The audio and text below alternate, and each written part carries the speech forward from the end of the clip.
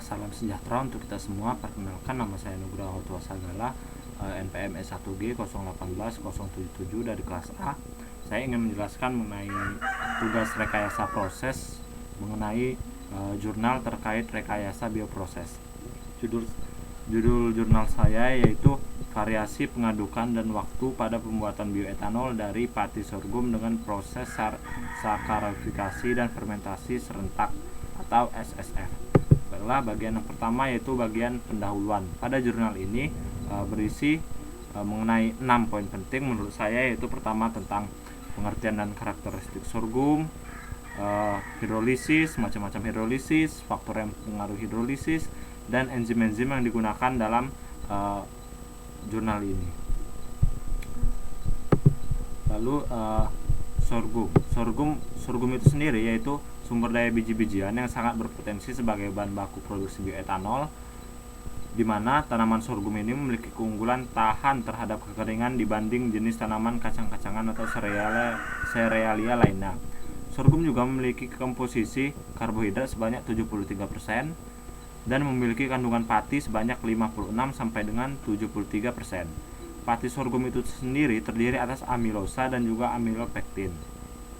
Kandungan pati tersebut sangat berpotensi sebagai sumber bahan bakar nabati yaitu bioetanol. Lalu jurnal ini juga membahas tentang hidrolisis, yaitu perlakuan atau proses dekomposisi kimia dengan menggunakan air untuk memisahkan ikatan kimia dari substansinya. Hidrolisis ini sendiri itu digunakan untuk perlakuan sorghum sebelum difermentasi, seperti itu. Jadi sebelum difermentasi sorghum ini harus dilakukan hidrolisis. Adapun hidrolisis ini dibagi menjadi dua, yaitu enzimatis dan juga secara asam. Di mana perbedaannya, jika secara asam itu akan memutus rantai pati secara acak, sedangkan jika hidrolisis secara enzimatis itu memutus rantai pati secara spesifik pada percabangan yang telah ditentukan, seperti itu. Lalu pada proses hidrolisis juga itu dipengaruhi oleh beberapa faktor, yaitu ada enzim, faktor yang mempengaruhinya juga ada ukuran partikel, suhu, pH, waktu hidrolisis, perbandingan cairan terhadap bahan baku, dan pengadukan, seperti itu.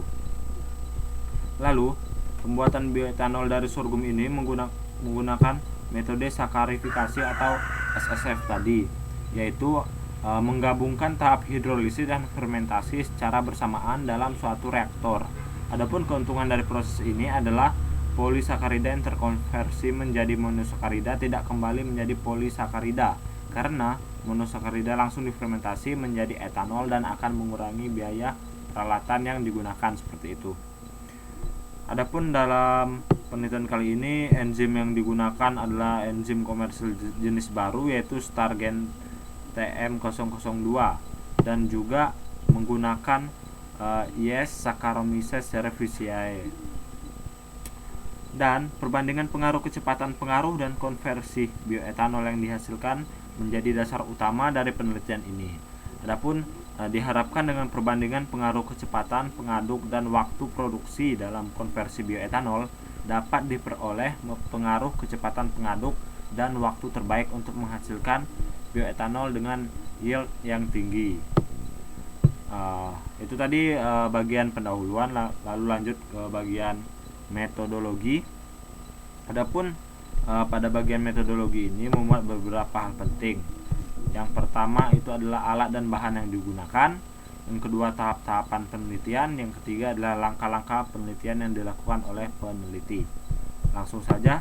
Yang pertama itu adalah alat-alat dan bahan-bahan yang digunakan, itu antara lain sorghum, Saccharomyces cerevisiae, HCl dan NaOH, urea, NPK, baru ada natrium karbonat anhidrat, garam, natrium bikarbonat, amonium, aquades, dan lain-lain. Adapun metodologi yang akan dilakukan pada penelitian ini terdiri dari tahap persiapan, tahap sterilisasi, tahap penyiapan, tahap inokulum, tahap penelitian, dan tahap analisa. Pada penelitian ini juga sebelum pati sorghum digunakan, terlebih dahulu dikeringkan dengan cara dijemur. Setelah itu baru dihaluskan dan di blender lalu diayak hingga berukuran kurang lebih 40-60 mesh sehingga ukuran partikel itu menjadi seragam dan sama seperti itu. Lalu proses SSF ini menggabungkan antara hidrolisis enzim dan fermentasi secara serentak yang dilakukan pada satu reaktor yang seperti yang telah saya jelaskan tadi. Kemudian pada proses SSF itu dilakukan pada kecepatan pengaduk 200, 250, 300 dan 350 rpm dengan pH itu 4,5, kecepatan 200 rpm pada suhu kurang lebih 30 derajat Celcius. Adapun kultivasi diambil pada tiap 30, 36, 42, 48, 54, 60, 66 dan 72 jam kemudian didistilasi. Lalu yang selanjutnya yaitu adalah hasil dan pembahasan. Pada bagian hasil dan pembahasan ini terdapat tiga poin. Yang pertama itulah pengaruh kecepatan pengaduk dan waktu sakarifikasi dan fermentasi pati sorghum serentak terhadap konsentrasi gula sisa. Yang kedua itu adalah pengaruh kecepatan pengaduk dan waktu sakarifikasi dan fermentasi serentak pati sorghum terhadap konsentrasi bioetanol. Dan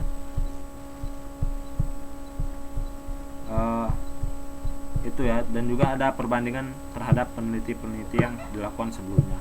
Yang pertama itu tadi adalah pengaruh kecepatan pengaduk dan waktu sakarifikasi dan fermentasi pati sorghum serentak terhadap konsentrasi gula sisa, di mana di sini setelah dilakukan penelitian dan dibuat grafik pada gambar 3 itu terlihat bahwa semakin lama waktu fermentasi maka konsentrasi gula semakin berkurang, dan hal ini juga dipengaruhi oleh kecepatan pengadukan. Oleh karena itu tadi sudah dilakukan penelitian dan menunjukkan hasil ya, seperti di gambar 3 yang telah dilampirkan tersebut. Adapun di kedua itu adalah tentang pengaruh kecepatan pengaduk dan waktu sakarifikasi dan fermentasi serentak pati sorghum terhadap konsentrasi bioetanol, di mana di sini dijelaskan pada gambar 4 yang menunjukkan bahwasanya kecepatan pengadukan terbaik itu terjadi pada perputaran atau pengadukan dengan kecepatan 350 rpm dengan kadar bioetanol yang dihasilkan itu 8% dengan waktu fermentasi selama 42 jam. Dan juga selain itu juga semakin lamanya waktu fermentasi maka konsentrasi gula semakin menurun sedangkan konsentrasi bioetanol itu akan semakin meningkat. Jadi itu adalah hasil yang didapatkan. Bagian selanjutnya yaitu kesimpulan, di mana peneliti menarik 3 kesimpulan. Yang pertama itu adalah kecepatan pengaduk pada proses fermentasi berperan penting, karena semakin cepat kecepatan pengaduk maka akan mempengaruhi konsentrasi bioetanol yang dihasilkan. Adapun kesimpulan yang kedua yaitu waktu fermentasi berpengaruh terhadap konsentrasi bioetanol yang dihasilkan, karena semakin lama waktu fermentasi akan meningkatkan kadar bioetanol. Namun bila fermentasi terlalu lama, nutrisi dalam substrat akan habis dan yeast tidak lagi dapat memfermentasi glukosa atau yeast akan mengalami kematian karena tidak ada bahan makanan lagi, seperti itu. Dan kesimpulan yang ketiga yaitu kondisi terbaik pada penelitian ini dilihat dari konsentrasi bioetanol yang dihasilkan, yaitu pada kecepatan pengaduk 350 rpm dan waktu fermentasi 42 jam, di mana konsentrasi bioetanol yang dihasilkan itu sebesar 8%. Jadi demikianlah fermentasi presentasi maksud saya yang telah saya sampaikan. Semoga teman-teman bisa mendengarkan dengan baik dan juga memahami apa yang telah saya sampaikan. Sebelum saya tutup, apabila saya memiliki salah kata, saya minta maaf. Sekali lagi saya ucapkan terima kasih dan selamat belajar.